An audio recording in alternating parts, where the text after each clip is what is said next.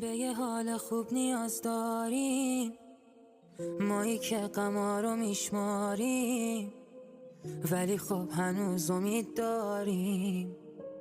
ما به خیلیا بدهکاریم. گل لاله گل لاله، چرا پژمردی دوباره؟ چرا غم تو شهر موها خونه داره خونه داره؟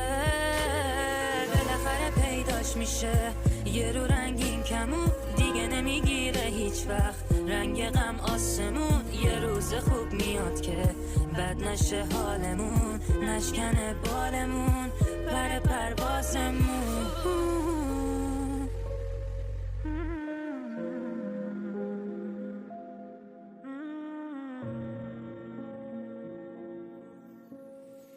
واسه این که نریزه عشقای مادرامون، واسه این که بپیچه خنده تو کوچه هامون، واسه این که جای خون عشق باشه تو رگامون،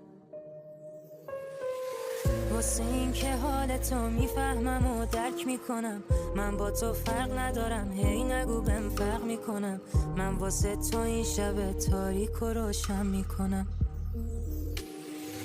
ما فقط به یه حال خوب نیاز داریم، ما فقط نمیخوایم غم‌ها رو بشماریم، ما فقط هنوزم خیلی امید داریم. بالاخره پیداش میشه یه رو رنگین کمون، دیگه نمیگیره هیچ وقت رنگ غم آسمون. یه روز خوب میاد که بد نشه حالمون، نشکنه بالمون پر پروازمون.